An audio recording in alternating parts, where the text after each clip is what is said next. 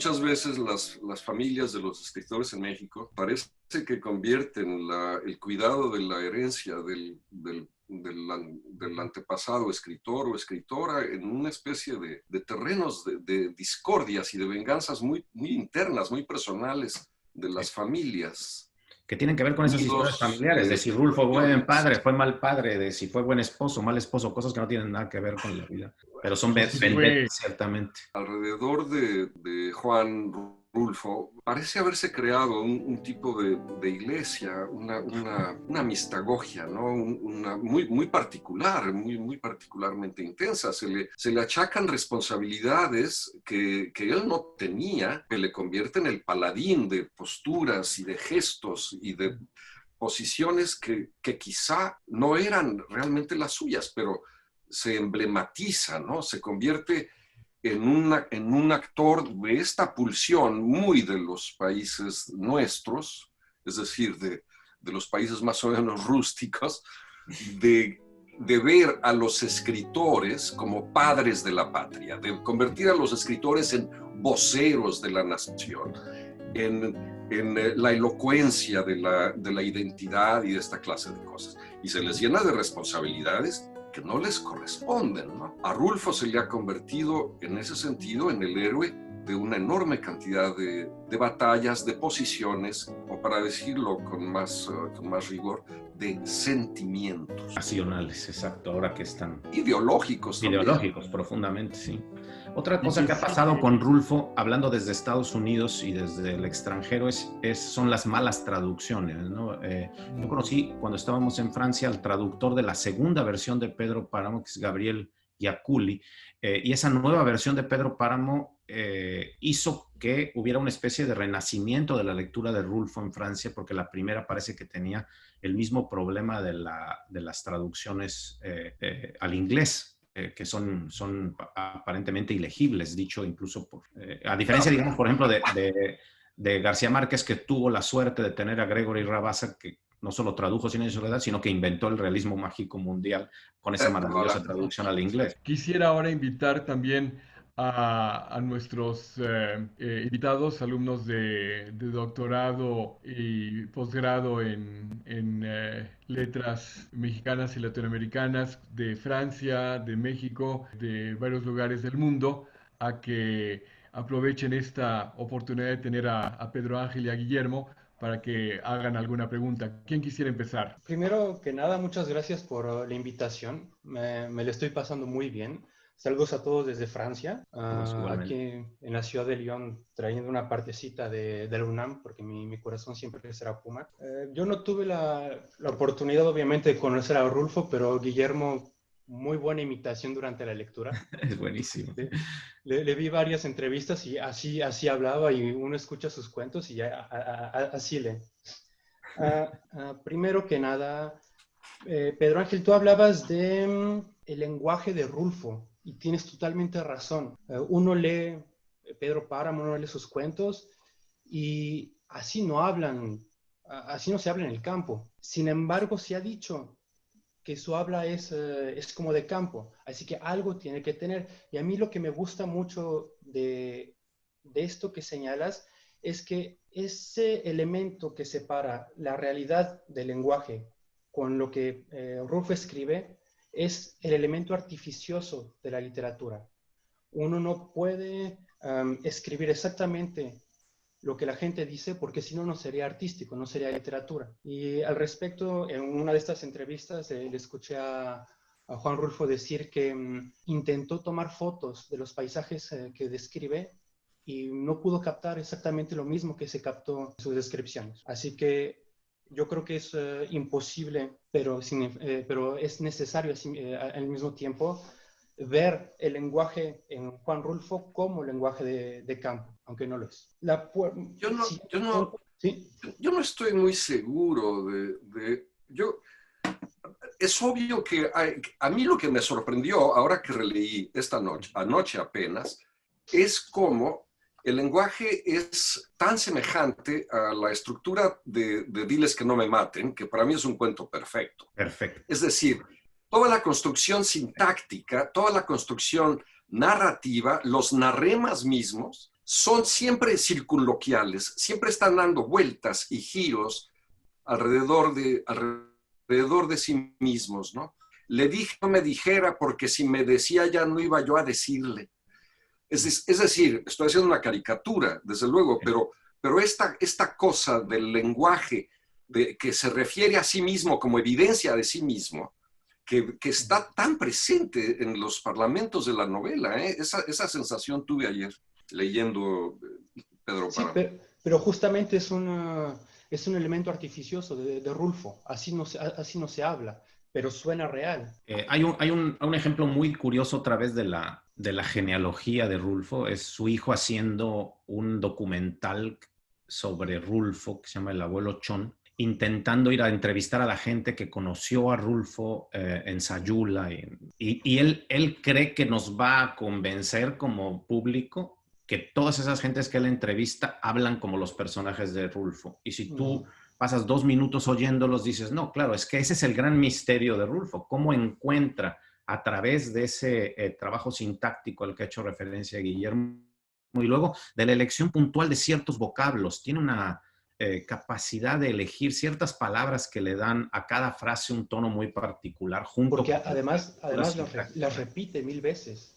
Obviamente en el ejemplo que yo ponía de Lope Blanche, que me burlaba, él creía, y los lingüistas que se fueron a estudiar el habla en los años 70 y 80 a Jalisco, creían que iba a haber mucha coordinación, que iba a haber pocas subordinadas. En Rulfo, como lo habían visto en el habla, cuando hacen el estudio, está publicado por el Colegio de México, hacen el estudio de fragmentos de Pedro Páramo, se encuentran con que es muy compleja la sintaxis de Rulfo y no tiene nada que ver con la sintaxis oral, precisamente porque es una construcción artificial que, sin embargo, funciona excepcionalmente.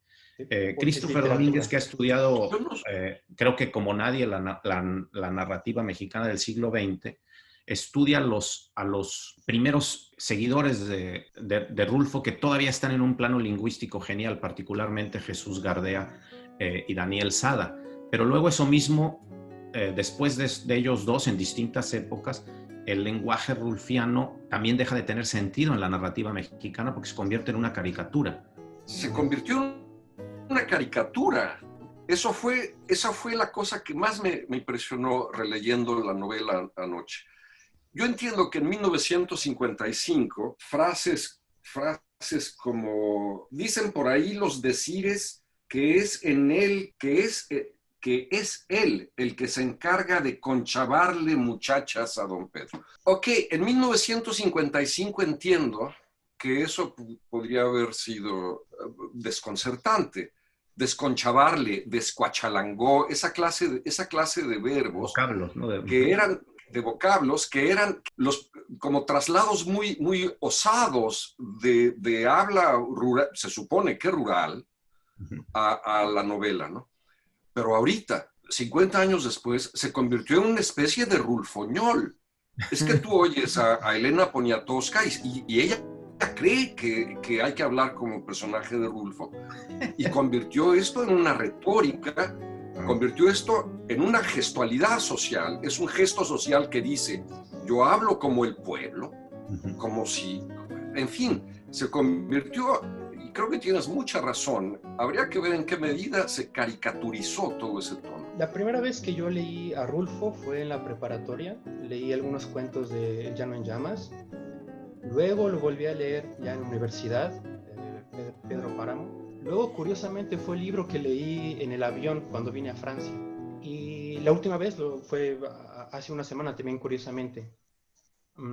Y obviamente cada una de las lecturas es totalmente diferente. Y varía muchísimo el momento en el que lo leí y el lugar en el que lo leí. ¿Han tenido ustedes la oportunidad de leer a Rulfo fuera de México? Bueno, Guillermo acaba de poner el ejemplo de que lo leyó ayer en Seattle, ¿no? Pero yo quisiera contestar un poquito del tema. Yo creo que sí ha sido muy traducido y muy publicado, pero mal traducido, como yo ponía el ejemplo de Francia, muy mal traducido al inglés, muy mal traducido al francés. Y sí hay esta condescendencia de la que habla Guillermo, y los mejores intérpretes de Rulfo han sido escritores en español en otros países. El propio García Márquez reconoce que Mutis le da el Pedro Páramo y le dice, lea esto, carajo, y aprenda, ¿no? Antes de escribir Señor Soledad. Pero pienso sobre todo en un escritor español muy bueno, que es el escritor más rulfiano que yo pueda conocer en español, que se llama Julio Llamazares, que han podido leer a Rulfo desde sus propias personas y desde sus propias genealogías y utilizar ciertos elementos de lo rulfiano. El problema es que en México lo rulfiano se ha convertido, no solo lingüísticamente, como el ejemplo que puso Guillermo en términos de caricatura, sino se convirtió también en una especie de caricatura de lo rural. La literatura rural en México llegó un momento en que, y es mi generación, la generación de escritores a la que yo pertenezco, justamente luchó contra esta especie de, que no es culpa de Rulfo, sino de lectura, de que para ser mexicano tenías que escribir de lo rural, ¿no? Y muchos de estos escritores pues eran del DF y nunca habían visto una vaca en su vida, ¿no? ¿Cómo van a escribir de lo rural si creen que la leche se compra en el supermercado y que siempre ha sido envasada en Tetra Pak, ¿no? Entonces, estoy burlándome, pero... Y lo que sí te diría es que como profesor en Estados Unidos me ha costado mucho trabajo enseñar los cuentos de Rulfo, porque hay que darles un contexto a los lectores actuales de las universidades norteamericanas, no diría de lo que quieren aquí ellos, de los trigger warnings, pero sí dar el contexto, porque si no hay una lectura, y me ha pasado con un cuento que considero también como Guillermo Perfecto, como Diles que no me maten, que lo leen como un cuento machista, ¿no? Entonces sí que es un cuento sobre el machismo, etcétera, etcétera. Hay que replantear mucho desde dónde lees a Rulfo, cómo lo lees, si lo estás dando sobre todo a estudiantes subgraduados, estudiantes universitarios en Estados Unidos, que ya están leyéndolo con muchos prejuicios. Primero prejuicios sobre lo mexicano, sobre lo rural, y luego sobre los personajes masculinos y la masculinidad, ¿no? Es que todo se convirtió en una mentira absoluta. Es que es imposible enseñar literatura. Y es que no funciona más. Si alguien piensa que Diles que no me maten tiene ingredientes machistas, es que se jodió todo. Es que, ¿a dónde vas después de eso? ¿Qué puedes hacer, no? Bueno, entonces, Homero, en fin, no vamos a caer en las caricaturas de la crítica del resentimiento, ¿no? Como se llama formalmente. Pero es que yo lamento mucho que tú tengas que dar clase en esas condiciones. Es que no se puede más. Es que no hay a dónde ir. No, exactamente. Podríamos ir ahí mucho. A lo mejor Raquel podría hablar de mis clases también, porque les costó mucho trabajo leer Pedro Páramo, pero quisiera invitar a Nancy, a Julio, a Gustavo, para que también hagan alguna pregunta que seguramente la tienen. Hola, soy Julio. Muchas gracias por la invitación. Tuve la oportunidad de leer tanto a Pedro Ángel como a Guillermo por distintos contextos. Por ejemplo, de Pedro Ángel leí Zapata en un curso a que te invitó Gonzalo Celoria hace unos años. Y de Guillermo leí Un corazón adicto, precisamente para trabajar algo que es poco visto, poco interesante, en términos generales quiero decir, no porque no lo sea realmente, los cuentos de nuestro gran poeta López Velarde. En fin, quisiera hacerles una pregunta para los dos, también para los demás, si tienen interés en contestarla. Es una pregunta que de alguna manera ya se ha tocado, pero me gustaría que ahondáramos en ella. Es el fenómeno de la recepción. Hemos hablado de cómo, por ejemplo, se ha leído a Rulfo más o menos desde la crítica, más o menos en el extranjero, pero lo que me interesa también que comenten, lo han dicho ya un poco, sin embargo quisiera que ahondaran más, es cómo se lee a Rulfo en México. No solo en su propia época, digamos, en los 50, cuando surgen sus dos grandes libros, sino también posteriormente, porque me llama mucho la atención que Rulfo sea tan conocido en términos amplios. Es decir, interesa tanto a los círculos académicos, a los especialistas de la literatura, a los profesores, a los alumnos, pero también a la gente en general, digámoslo así, el público en general. Y otros escritores mexicanos, más o menos de la misma época, contemporáneos, vamos. Arriola es un caso que viene mucho a la mente y lo mencionaron bastante, también Yáñez y muchos más. No son tan leídos en comparación. Entonces, ¿a qué creen que se deba que Rulfo sea tan gustado? Más allá de lo que hemos hablado de este gran experimento lingüístico, los temas rurales, digámoslo así. ¿Cuál creen que sería la esencia de Rulfo, más allá de los temas nacionales? Yo no sabría decir, porque yo hace muchísimos años que no doy clase. Yo di clases muchos años en preparatoria y después del primer intento por leer a Rulfo en prepa con chicos de 17 años, desistí. Desde luego, podía haber quien hiciera el descubrimiento de su vida, ¿no? No lo descarto, pero en general era difícil manejarlo. Me di cuenta de que era mucho más sencillo cubrir esa parte del currículum leyendo Arreola. La Feria, que es como la versión feliz de Pedro Páramo, que es como la antítesis total. La Feria es un libro que está asombrosamente funcional, vivo, sigue siendo gracioso, muy inteligente, perfectamente bien narrado, tiene muchas características en común, el fragmento, la discontinuidad, la oblicuidad de la que hablaba Palou, escribir en diagonales de alfil, mirar de reojo, todas esas cosas, y una prosa, una prosa que es, en fin, que es una delicia, es esa categoría que es imposible definir, ¿no? Pero Rulfo era difícil, no los cuentos sí funcionaban. Guillermo, y podrías, antes de que Pedro Ángel hable, tú que los conociste mucho más que ninguno de nosotros, como personajes, eran dos personajes también diametralmente opuestos, o sea, era totalmente un actor extrovertido con sus capas y sus Exuberancia. programas de televisión, mientras Rulfo estaba escondiéndose.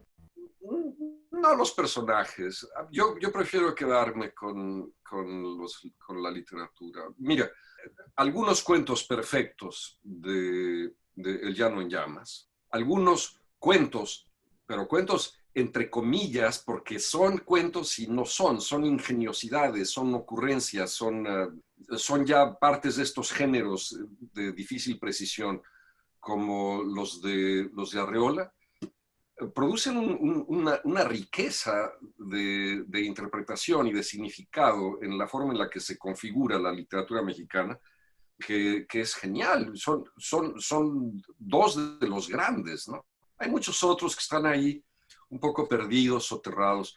Efrén Hernández, Tario, escritores fantásticos. Pero sí, junto a la tragedia y el polvo y la miseria de Diles que no me maten, y el gozo y la alegría y la jocundidad increíble de los cuentos de Arreola, se mueve en esta balanza el alma equilibrista chuparrosa que sostenemos todos los mexicanos, ¿no? Y no se nos olvide que desde el principio fue muy difícil leer Pedro Páramo. Siempre se habla de la mala lectura de Alí Chumacero como lector en el Fondo de Cultura, pero yo creo que la peor es una reseña que salió casi contemporánea, que es una reseña por cierto, por otro lado, pensemos que es un escritor portentoso que tiene una voz como para entender a Rulfo, pero que no lo entiende, que es Ricardo Garibay. Es Ricardo Garibay el que dice, los muertos no pueden hablar, esta novela es una mierda, ¿no? Entonces, Garibay, que tenía tan buen oído, no es capaz de ver la obra artística que está atrás. Bueno, ese hombre es lo único bueno que tenía, ¿no? Tenía muy el buen oído, oído. sí, porque además también era de la una comunicación con el cerebro ya se quebraba un poco, ¿no? No sé si Gustavo, Raquel, Nancy tienen una última pregunta y creo que se está poniendo muy buena la charla. Hola, mucho gusto a todos. Espero que estén muy bien y que ahora con la pandemia se encuentren bien todos también. Y pues simplemente me quiero referir a lo que decía el profesor Palou sobre la dificultad de leer a Rulfo, porque pues en realidad sí es muy difícil. La novela es una construcción también, también tiene su propia sintaxis, tiene muchos segmentos sobrepuestos, muchas historias de personajes entrelazadas y personajes que no sabemos si están vivos o están muertos. Entonces, ahí yo es donde veo la dificultad. Es la segunda vez que leo la novela, pues no deja de gustarme. Como mexicano, la recepción que tengo como una persona desde la ciudad leyendo a Rulfo, pues me deja ver mucho todas esas características de nuestro país, de la revolución, de la violencia, del mundo de los campesinos, pues otro universo totalmente diferente al mío, ¿no? Y pues por ahí más o menos, no sé si alguno quisiera agregar algo, como la recepción que se puede tener desde la ciudad hacia un autor que pues vivió en el campo, bueno, en provincia y que vivió todas las dificultades de provincia también y que pues a mí como lector de licenciatura me despierta mucho interés. Bueno, yo iba a hacer nada más un breve comentario. De lo que acabas de decir, extraigo dos cosas. Por un lado, una confesión que es la que me parece importante, porque es una confesión personal, es una confesión pura de lector. Parece muy sencilla, pero es donde descansa todo el misterio de la literatura, porque lo dijiste con claridad. No se sabe si están vivos o si están muertos. No eres el primero que lo dice. Esto es una cosa que suele decirse siempre en relación con Pedro Páramo. Pero el hecho es que tú viviste la experiencia personal de vivir ese instante de duda, de no saber si están vivos o si están muertos. Esa es una experiencia de lectura íntima y personal. La segunda parte de lo que dijiste que me parece importante es que para no asumir la responsabilidad de esa lectura íntima y personal, derivaste hacia la sociología, derivaste hacia las explicaciones de carácter cultural, discursivas, que te piden que hagas comparaciones entre el campo y la ciudad, la pobreza y la riqueza, el discurso y el metadiscurso, la construcción y tal.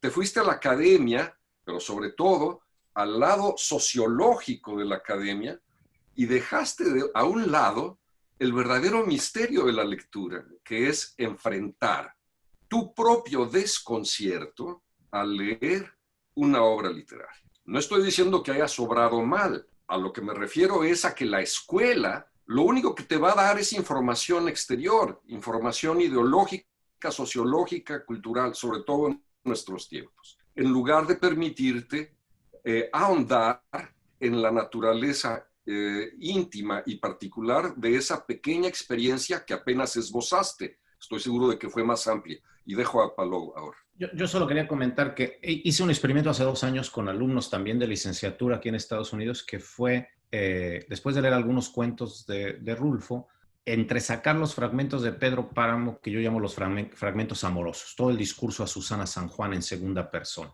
sin que leyeran la novela entera, como si fuera una subnovela, una pequeña novela de la historia de amor, que es excepcional y está contada maravillosamente. Y funcionó muy bien. Claro, ellos no tenían el contexto de saber ni quién era Pedro Páramo, ni que por un lado tenía esta característica de absoluta ternura y de amor absoluto, pero por el otro era un cacique.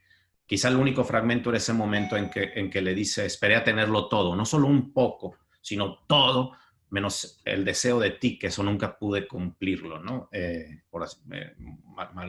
Mal reformulado por mí. Pero fue una lectura interesante en Estados Unidos de un Rulfo que para ellos es muy difícil de entender, que les cuesta muchísimo trabajo y que de pronto les abrió la avenida a posiblemente leer la novela fuera de la clase, porque obviamente sabían que eran fragmentos entresacados de una novela que está hecha de 70 fragmentos distintos. Muy bien. Pues muchísimas gracias. No quiero abusar del tiempo de ustedes. Nuestras tertulias terminan con un brindis, con algo positivo, con una taza de café o con una copa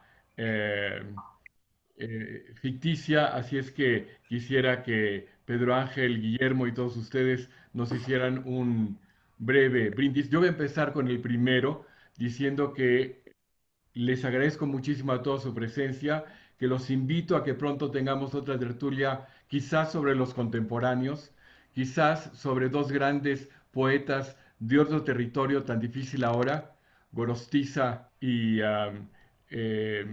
obviamente Carlos Pellicer, que de tantas maneras creo que ha sido traicionado y que también es un personaje en mi vida inolvidable.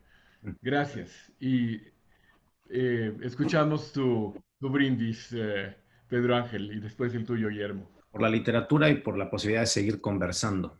Salud. Salud. Bueno, y Guillermo, por por lo favor. mismo, ¿no? Yo brindo por la mujer, mas no por esa. Y después, por los jóvenes que están leyendo. Gracias, jóvenes. Lean con cuidado. Lean desde sí mismos, no desde sus profesores ni desde sus tíos. Salud. Salud. Salud. Tony, para seguir en el mismo orden, ¿quieres hacer un brindis, por favor? Claro, no tengo nada que beber, pero aquí tengo el libro. Yo brindo por las cosas difíciles, porque como decía Rilke, las cosas difíciles valen la pena. Y leer a Rulfo vale la pena. Salud. Salud. Julio, si tienes algún brindis para nosotros. También brindo, tengo una tacita ficticia, digámoslo así. Y brindo sobre todo por la literatura, gracias a todos por la charla, por la tertulia. Y finalizo con una paráfrasis de Borges. Él dice que de todos los instrumentos del hombre, el más creativo es el libro porque es una extensión de su imaginación. Si la espada es una extensión del brazo, el libro es una extensión de la imaginación. Entonces, felicidades a todos. Salud. Gracias. Nancy, por favor. Yo no tengo nada con que brindar, pero agradezco mucho la invitación a la tertulia. Creo que releer siempre es importante porque con cada relectura uno encuentra más cosas en la misma obra. Y siempre es placentero escuchar a grandes maestros como ustedes. Así que, salud. Salud. Gustavo. Solamente agradecerles por su presencia y por sus palabras a los maestros, por la invitación a Benjamín y a Héctor y a Raquel. Y pues también un salud por la literatura y por la relectura. Salud. Raquel, ¿quieres hacer un brindis? Sí, yo también brindo por la literatura y que sigamos leyendo cosas que nos confunden o que es difícil para que tenemos más un wider range of literatura. Héctor, ¿quieres hacer un brindis? Sí, cómo no. Agradecerles a todos ustedes su participación y quisiera brindar por Pedro Ángel, por Guillermo, por el maestro Benjamín Juárez, por toda la labor que hacen para difundir la cultura mexicana en Estados Unidos, en este caso Boston, Medford y Seattle. Salud por ustedes. Salud. Pues muchas gracias de nuevo. Un abrazote virtual.